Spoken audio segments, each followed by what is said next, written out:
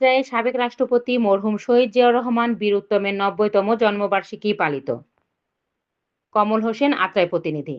নওগাঁর আত্রায়ে মহান স্বাধীনতার ঘোষক, বহুদলীয় গণতন্ত্রের প্রবর্তক, আধুনিক বাংলাদেশের স্থপতি, বিএনপির প্রতিষ্ঠাতা চেয়ারম্যান, সাবেক রাষ্ট্রপতি মরহুম শহীদ জিয়াউর রহমান বীর উত্তমের ৯০তম জন্মবার্ষিকী উপলক্ষে দোয়া ও আলোচনা সভা অনুষ্ঠিত হয়েছে। সোমবার সকাল ১০টায় উপজেলার বিএনপির দলীয় কার্যালয়ে উপজেলা বিএনপির আয়োজনে আশরাফুল ইসলাম লিটনের সঞ্চালনায় উপজেলা বিএনপির সিনিয়র সভাপতি মোহাম্মদ আব্দুল জলিল চকলেটের সভাপতিত্বে অনুষ্ঠানের প্রধান আলোচক হিসেবে ছিলেন উপজেলা বিএনপির সাধারণ সম্পাদক মোহাম্মদ তাসলিম উদ্দিন।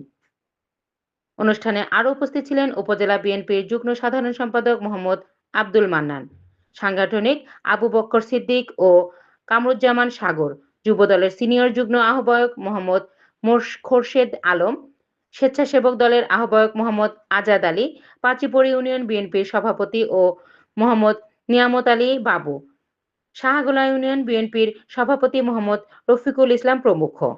বক্তারা শহীদ রাষ্ট্রপতি জিয়াউর রহমানের বর্ণাঢ্য রাজনৈতিক জীবন, স্বাধীনতা ও গণতন্ত্রের রক্ষায় তার অবদান গভীর শ্রদ্ধার সাথে স্মরণ করেন। আলোচনা শেষে তারা রুহের মাগফিরাত কামনায় বিশেষ দোয়া অনুষ্ঠিত হয়।